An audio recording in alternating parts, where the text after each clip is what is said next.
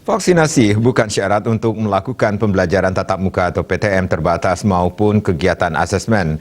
Hal tersebut diungkapkan Kementerian Pendidikan Kebudayaan, Riset dan Teknologi.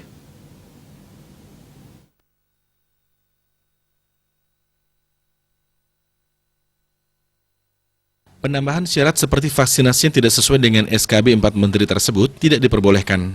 Sebagaimana diungkapkan Sekretaris Jenderal Kementerian Pendidikan, Kebudayaan, Riset dan Teknologi atau Sesjen Kemendikbudristek, Suharti, dikutip dari kantor Berita Antara.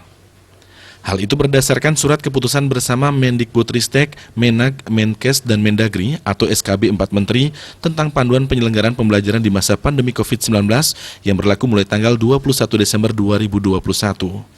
Dalam menyelenggarakan pembelajaran di masa pandemi COVID-19, pemerintah daerah dan satuan pendidikan harus mengacu pada ketentuan dalam SKB 4 Menteri dan tidak diperkenankan menambahkan pengaturan atau persyaratan penyelenggaraan pembelajaran.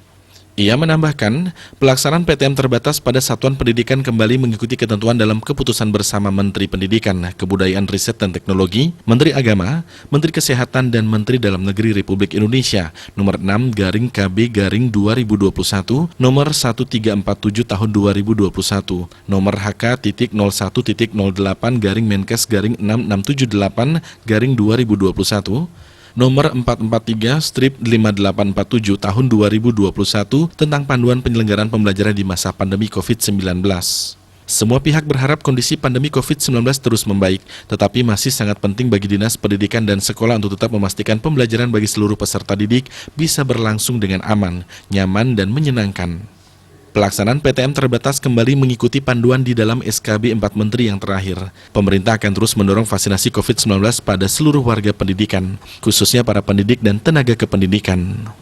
Namun, vaksinasi peserta didik tidak pernah menjadi syarat penyelenggaraan maupun keikutsertaan peserta didik pada PTM. Melalui surat edaran Menteri Pendidikan, Kebudayaan, Riset dan Teknologi atau Mendikbudristek nomor 3 tahun 2022, PTM terbatas pada satuan pendidikan mengikuti ketentuan yang sudah diatur dalam keputusan bersama 4 menteri. Selain itu, di dalam surat edaran itu juga dijelaskan bahwa orang tua atau wali peserta didik diberikan pilihan untuk mengizinkan anaknya mengikuti PTM terbatas atau pembelajaran jarak jauh atau PJJ. Pemerintah daerah berperan untuk melakukan pengawasan dan memberikan pembinaan terhadap penyelenggaraan PTM terbatas, utamanya dalam hal sosialisasi penyelenggaraan PTM terbatas yang aman kepada orang tua atau wali peserta didik. Kemudian juga memastikan penerapan protokol kesehatan secara ketat oleh satuan pendidikan dan pelaksanaan survei perilaku kepatuhan terhadap protokol kesehatan, serta surveillance epidemiologis di satuan pendidikan. Pemerintah daerah juga berperan dalam percepatan vaksinasi COVID-19 bagi pendidik, tenaga kependidikan, dan peserta didik. Pemerintah daerah perlu memastikan penanganan temuan kasus konfirmasi COVID-19 di satuan pendidikan sesuai instruksi dan memastikan penghentian sementara PTM terbatas berdasarkan hasil surveillance epidemiologis sesuai ketentuan dalam SKB 4 Menteri. Bali Pos melaporkan.